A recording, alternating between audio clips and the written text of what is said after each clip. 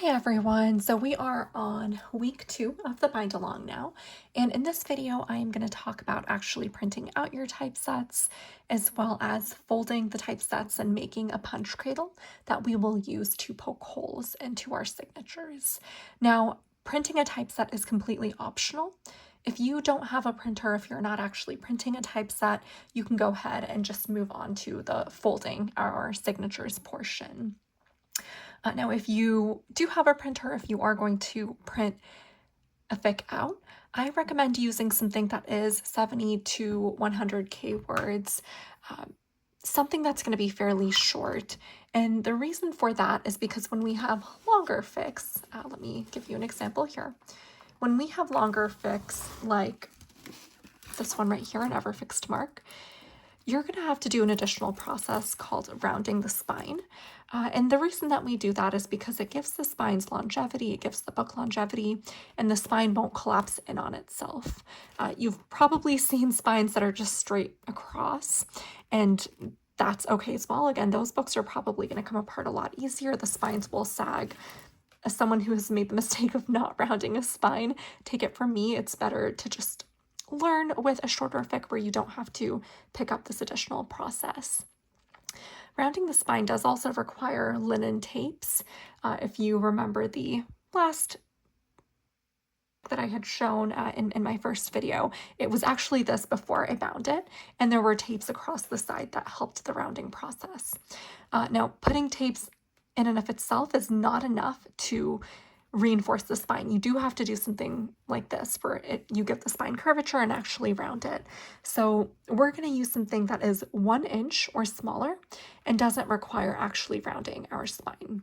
If you are going to be doing something that's 70 to 100K words, right, you don't have to make your own typeset. I'm not going to talk about making typesets in this process.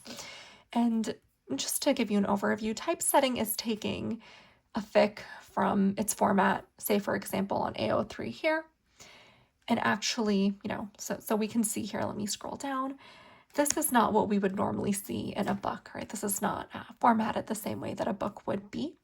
The chapters aren't all together, and there's all these notes and other pieces in between. We don't necessarily have our paragraphs the way that we would like. And so typesetting gives us the ability to, let me move that over. It gives us the ability to take a fic and actually turn it into what a book might look like. So giving us opening pages like this, right? Adding pieces, decorative pieces, ornate pieces if we want. If you want a table of contents, it lets you add something like that. And then it gives you the opportunity to actually read the book right in the format that it's meant to be read, with the pages in a certain order. But you can see it allows you to have certain chapter opening pages, add things like drop caps right here, and that's essentially what typesetting does. And so after we have typeset our actual document, right, you'll have a PDF, but there's another additional process required that puts us in a format where we can actually read the pages in a certain way, right, that are bound in the book. We can't necessarily read them if we just bind them in a certain format if we were to export this and try to bind it. And that process is called imposition. This document here, and it converts it into a format where we can actually fold the pages and bind them. So you can see, right, the pages aren't necessarily in a fashion that make sense to us if we were just to read them like page 12 and 17, 18 and 11. But when we fold them and put them together, they make a book that we can actually read. And so taking it from something like this, right, where it's just page after page of the PDF in a format where we would virtually read it, to a format that we can bind is called imposition.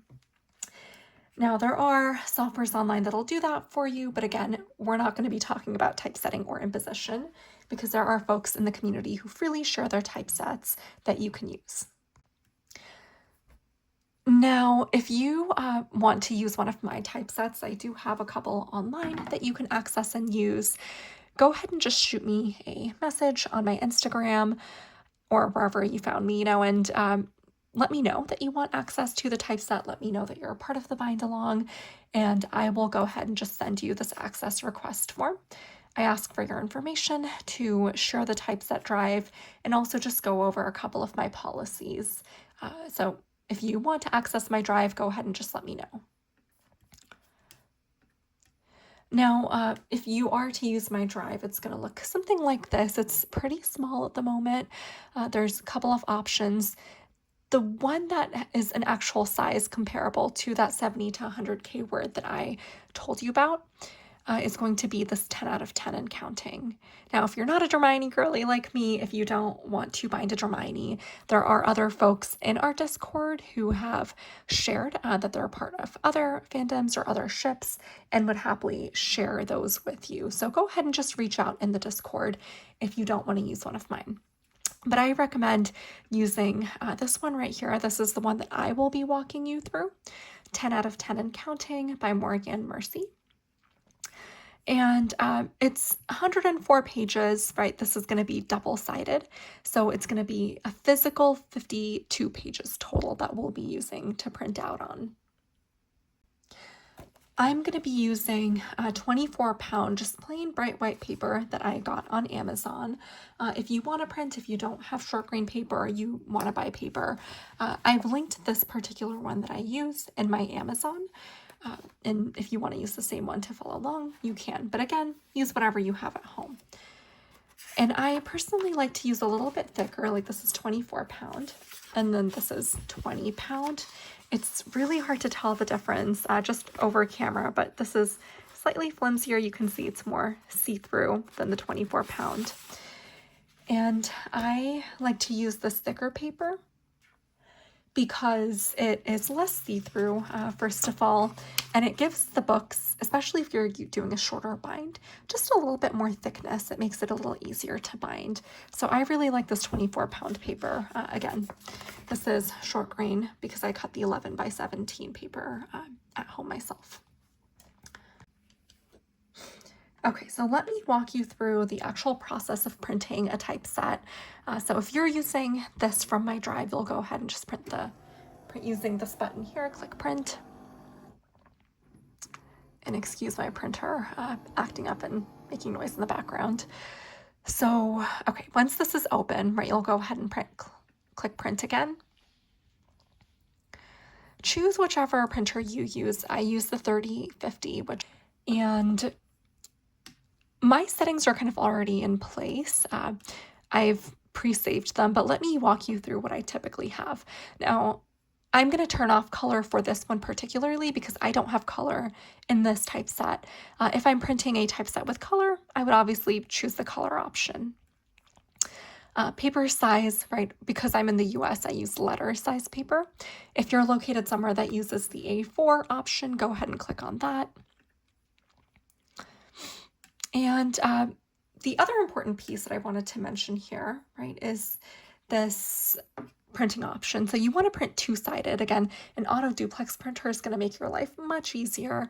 I personally don't know how to use a manual duplex printer, so I'm not going to walk you through that process, but click print on both sides. And we are going to flip on short edge. Now, the difference here, the easiest way to remember this is that if your pages, right, say pages 1 and 2, were facing the same way, that's going to be short edge.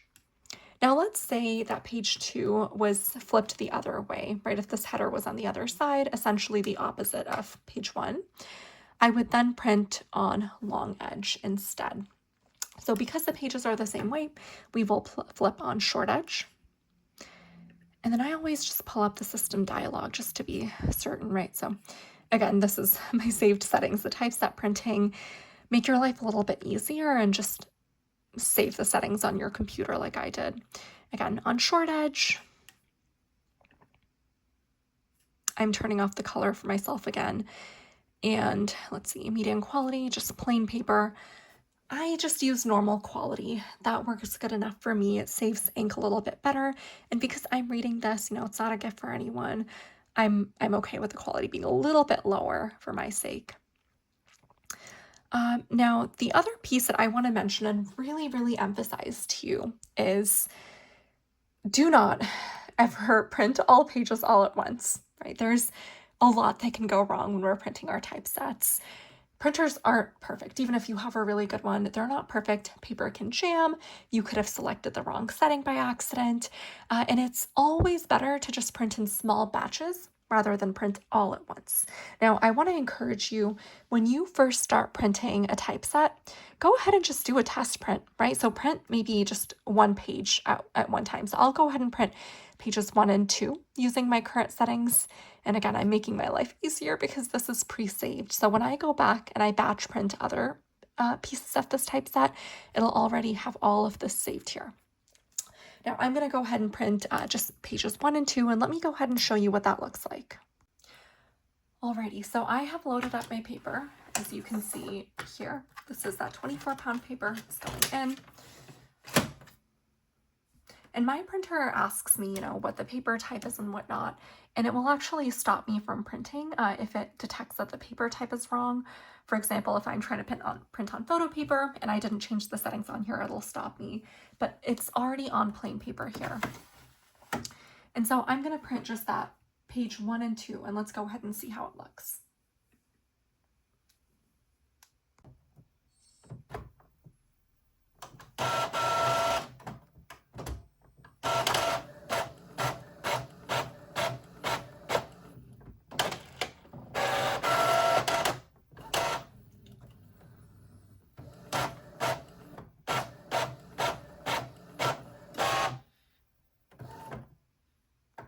Let's take a look at this here, right? So I printed just pages 1 and 2 to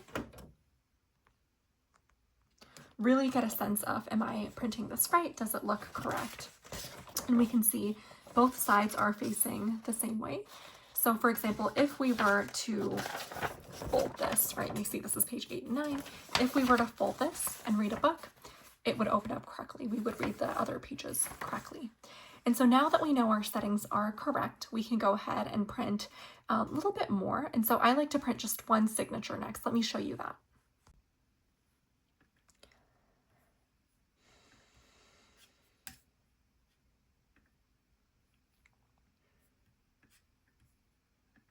Okay, so I'm gonna go ahead and because I know what my signature size is, I made this typeset. I am able to tell y'all what it is. It's 7-page signatures initially, so pages 3 to 14 now. If you don't know how many signatures are in your document specifically, that's okay. We can figure it out as we fold the signatures. But go ahead and just test print a couple more pages, right? Maybe another 10 pages. Alrighty, now that we have one signature, right, we know that things are printing okay, I'm gonna go ahead and recommend just print out another batch. I recommend doing it in small batches again. Typically, I prefer to do it about like 30 to 40 pages at a time. So go ahead and print out the rest of the fic, and I will see you in a little bit. Hi everyone, welcome back. If you paused the video and returned, hopefully you now have a printed fic in your hand, right? Whether it be 10 out of 10 or something else, hopefully you have a nice stack of papers now, which is our fic. So the next step that we're going to do is really folding the pages into reading order, right? Folding our signatures essentially. And let me walk you through this process because it's not always intuitive. Sometimes pages get out of order when we're binding. And as we can see, right, that's happened here. This 7 and 22, they don't align. So the easiest way to do this is to really just follow the page numbers at the bottom. The innermost page of a signature is always going to be 2 pages that align in number, right? That if we fold and open it up, this 8 and 9 would be in order. And then of course 7, 8, 9, 10. So the page that's going to come before this is 6. So let's go ahead and look because I can tell this has already gotten out of order, right? So this is our opening page. This is another opening page, as we can tell. Table of contents, another opening page for 10 out of 10 specifically. This is the colon page, another opening page. You can tell I really love these. Okay, and here we are. So we have page 4, 5, 6, And now this is where this page goes in, right? The 7 and 8. Okay. So this is one signature. Now, you could have just known how many pages there are in a signature and gone ahead and counted that way, right? So this one specifically was going to be 7 signatures for this fix, so with 7 pages per signature. So what that means is we have 7 physical pieces of paper for each signature or folded portion we have. So if we count 1, 2, 3, 4, 5, 6. So if we count, we have 1, 2, 3, 4, 5, 6, 7, right? Now, not every fic will have 7 pages per signature. It could be literally as few as 4, could be as many as 10 or 12. If you don't know, again, the easiest thing to do is just count the pages, right? Just go in order, count where the pages are, see which 2 are facing each other. It really is just a puzzle at this point. So we have 1 signature here. I'll lay it there. We have, let's see, so 36 and 37, right? And if we wanted to know where the next signature starts, it'll be where this one ends. So our next one will start with page 23. So I'll lay that there. And let's see, we have 2 facing pages here, so hopefully it'll be 7 pages, including this one. Let's just go backwards. And we have 23 here. So we know this essentially, again, if we look at all the pages, they make sense in the order that they would be. Which brings me to another really important point. I realize if you have a typeset that doesn't have page numbers, your life is going to be incredibly difficult. So please make sure you use one that has numbers or, you know, the one that you made that you at least know. And so we see that this one right here, right, starts on page 23, ends on page 50. So let's see. We again see these are facing pages. We just skip a couple, get to 51 here, right? And so this is another signature without even needing to count the pages. Put it aside. Facing pages. And the last one ended at 78. So let's see. 79, that's another signature. This one ends on 106.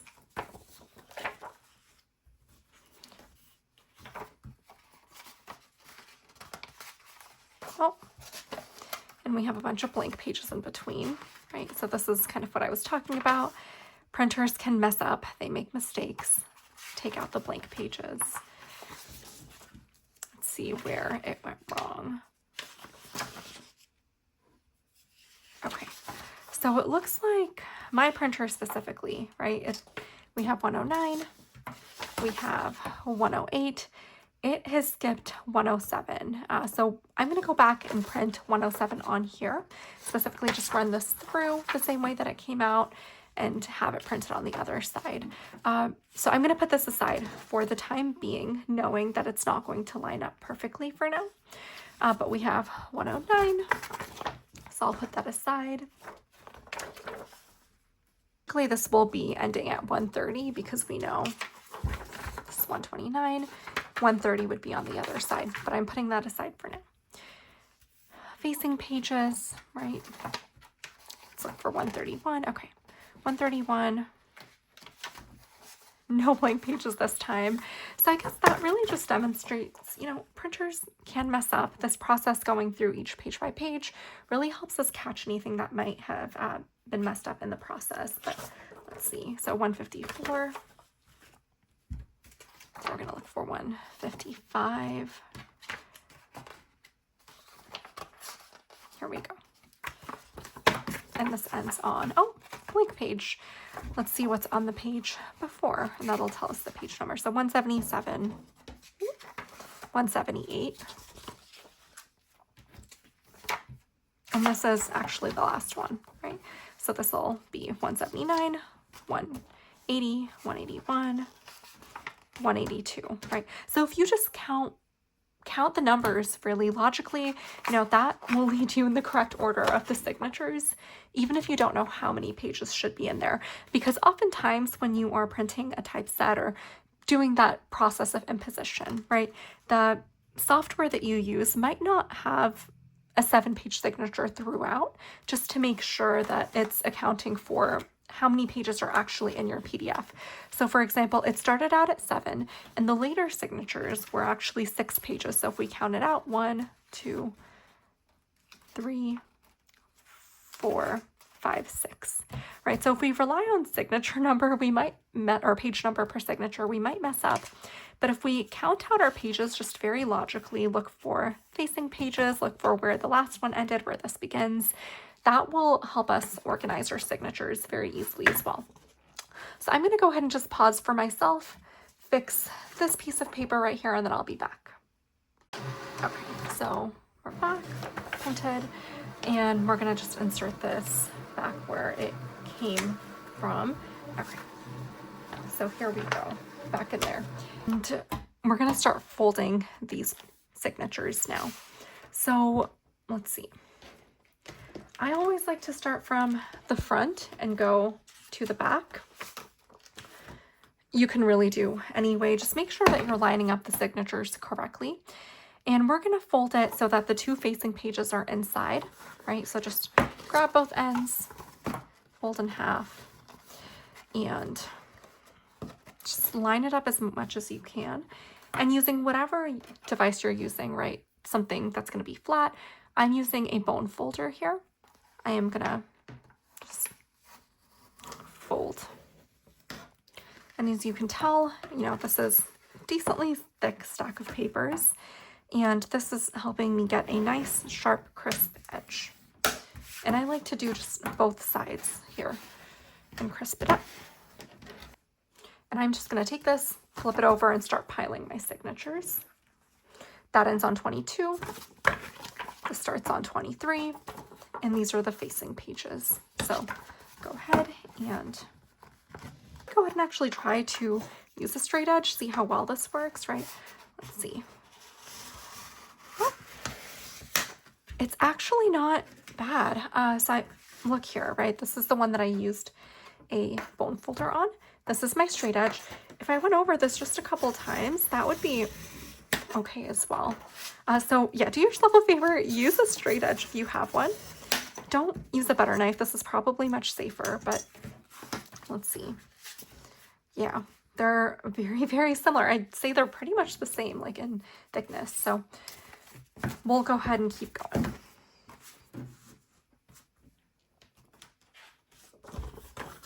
Okay. Again, we're going to note facing pages. This ends on 50. This starts on 51.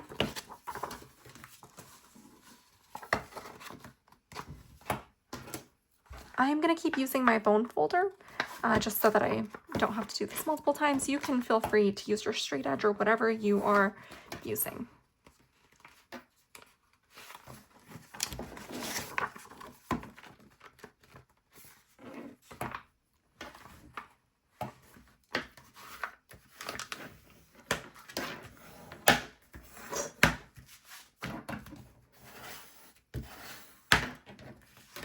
And you might notice that they're not lining up perfectly evenly.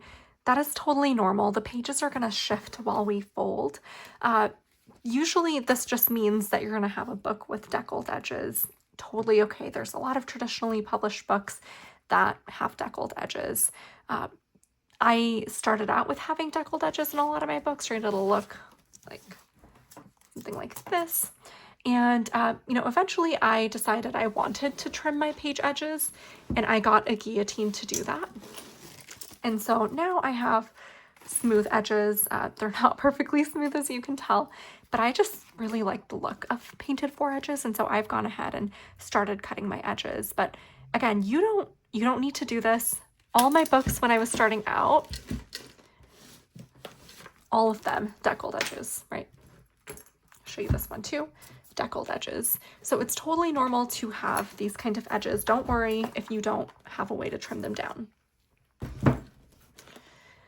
All right, and I'm going to keep piling here in order.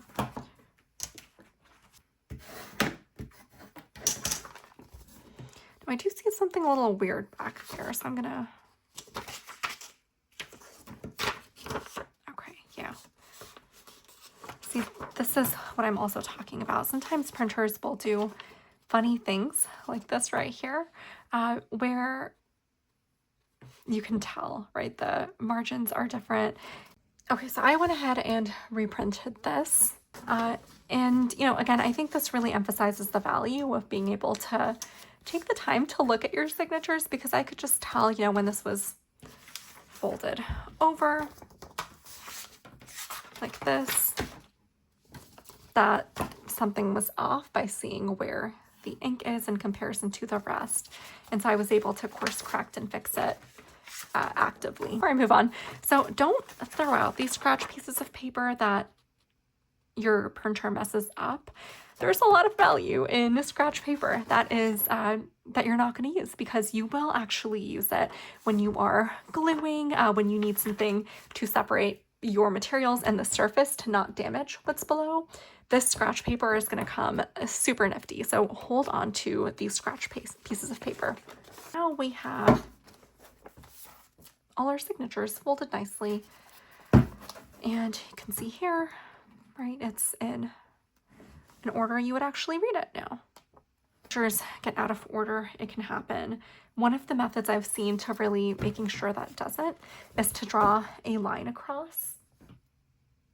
So for example, if I was to like take a pen and just draw a line going across. Now I don't typically do this. I don't really find the need to at this point, but you could like draw a diagonal to show you that it's going in order. This is not the straightest line. Not a good model, I apologize, but you could use like a Sharpie or something else just to show you're going in the right order.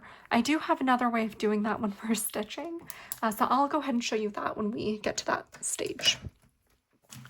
Alrighty, and so now we are going to press this. In all honesty, I will typically punch the holes in each signature before I press it, just because it saves me one pressing. The most important piece, right, is to decrease any swell that you have from these pages, and punching the holes can happen normally if you have like a pre-made cradle punch. If you don't, like, we're going to make one. I'm going to go ahead and show you how to make one now, but we'll punch holes next week. But again, when I'm normally making books, the timeline will be, I'll make these, I'll punch the holes, and then press them all at once. But for now, since we don't have a cradle punch, or assuming we don't have one, we'll go ahead and just put it in here. And I'll just really, you know, toss it in. That way it stays. Let me see if I can move the camera. I tossed it in to help keep it straight. Not the straightest in terms of edges, but it is straighter in here. And this is going to be more important when we actually glue and sew our stitches, like to get crisp straightness. But for now, this is fine. It's okay to be a little messy. If you want to adjust it with your fingers, you can. It's not necessary for everything to line up right now. But go ahead and just close it up.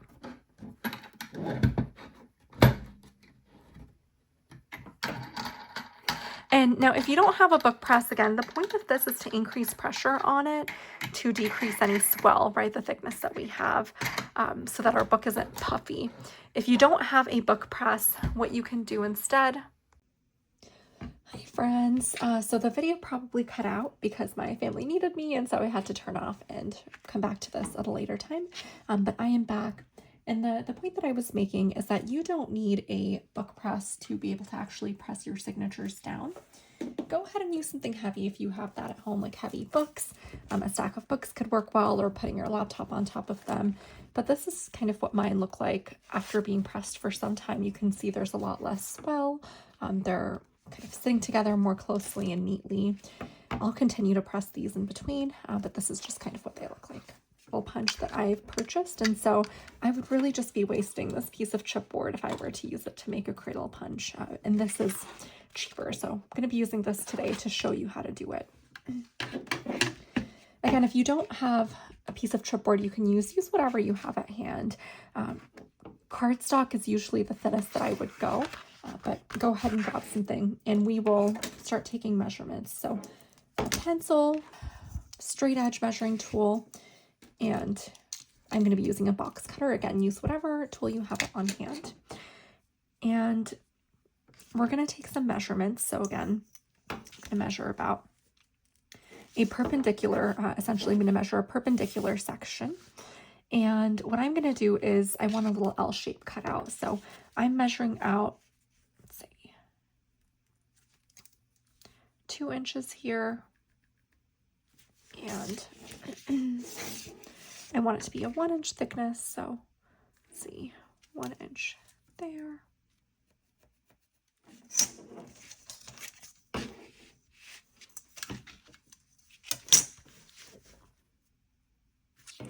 And, you know, as I'm measuring this, I try to be very particular with my measuring because it is better to measure correctly and take your time to do it slowly rather than mess up and come back to it later. It, again, takes a lot more time to make up for a mistake at a later time than it does to just take the time initially. So 2 inches, so we're going to go 2 inches down this way.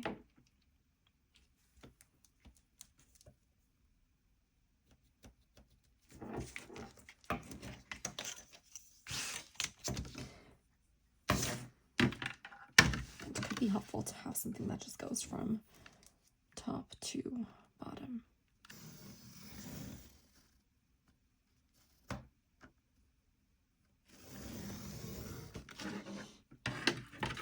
Okay. And you know, it's okay if this isn't perfect because it is just to mark our holes and to actually help us punch the holes. A good approximation should be enough.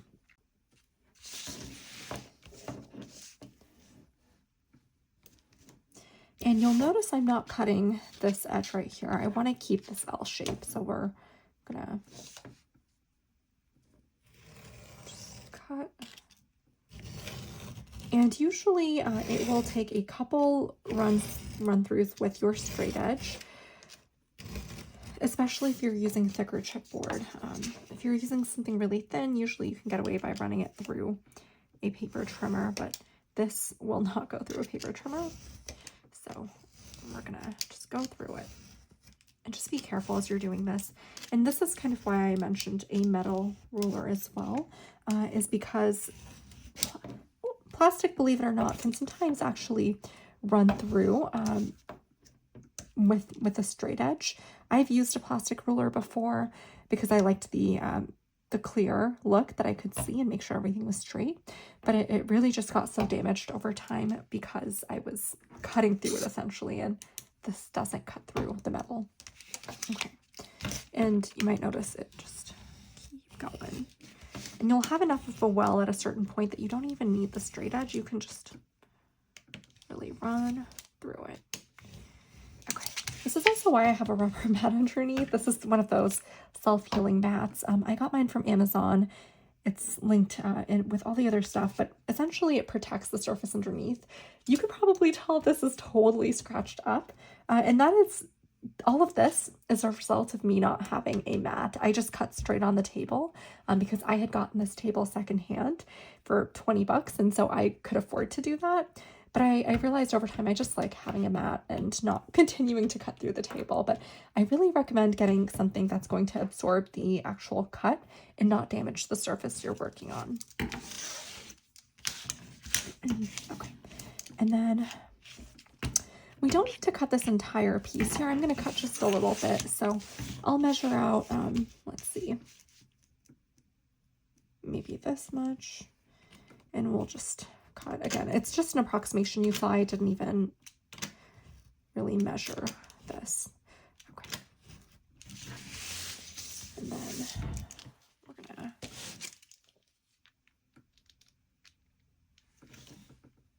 and again, we're not gonna cut this part here. We want this L shape, so we're gonna stop where the perpendicular line meets.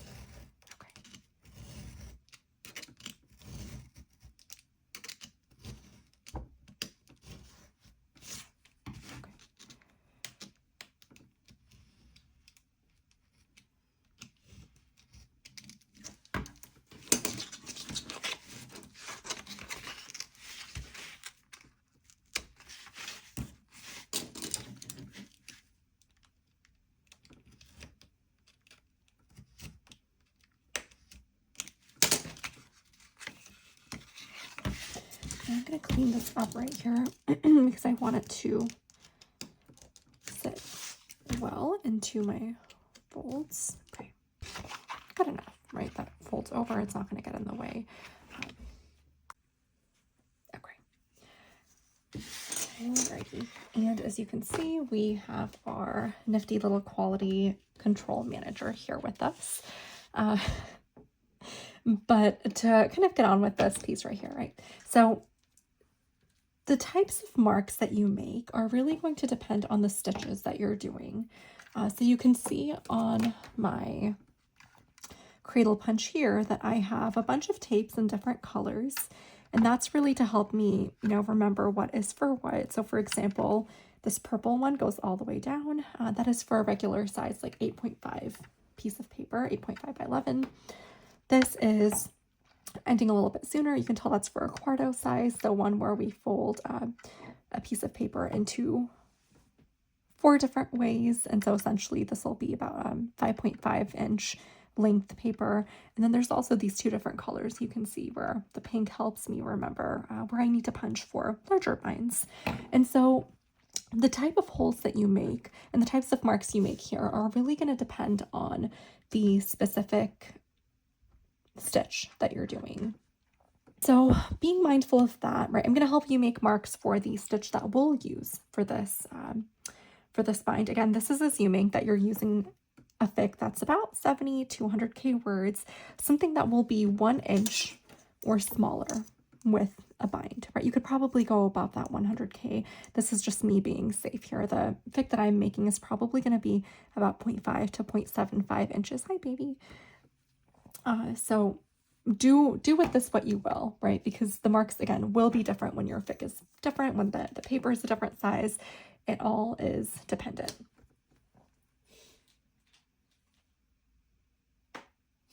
Okay, so I am grabbing now just a different color, something thicker that's going to help me know where these marks are and notice them when I'm actually punching into the paper. These are the measurements I'm giving you, again, based on our stitch, assuming a fic of a certain size.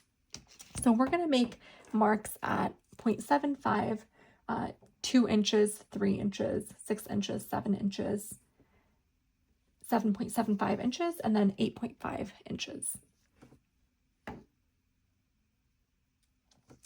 And so let's go ahead and start just marking with pencil first, and then we'll go ahead and Sharpie it. So I'm going to start on one end and flip this over for my sake. So this is assuming the top of the paper, right? If I were to tuck in my cradle punch like this, this would be the top of the paper. And so I'm going to make a mark at 0.75. I've kind of marked it for myself already. And where the bottom of the paper is at 8.5 inches. That's something I'll do soon, but let's go ahead and do that. So I'm going to do at 0.75 right here.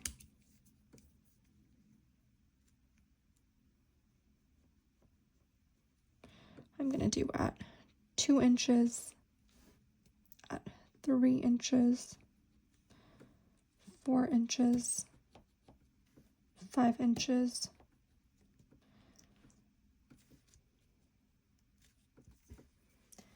6, 7, and then I'm going to move down again. 7, 5, so that is, let's see right here. And that was 7, so 8.5 is going to be the bottom of our paper. So if we go right there, that is 8.5, right? We're going 1 inch, 0.5, so 8.5.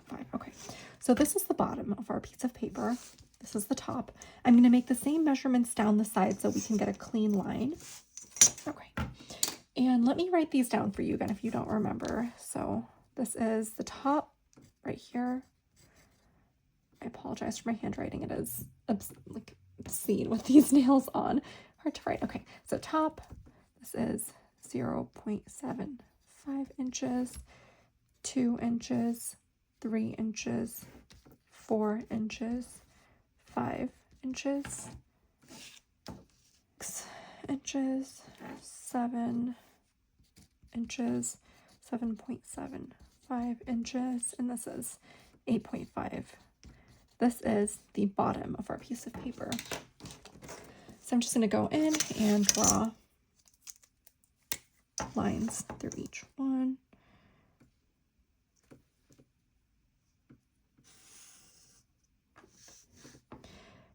I will say, just don't take a page out of my book. Measure twice, measure thrice. Do yourself a favor. Okay. And then we'll keep going. 3.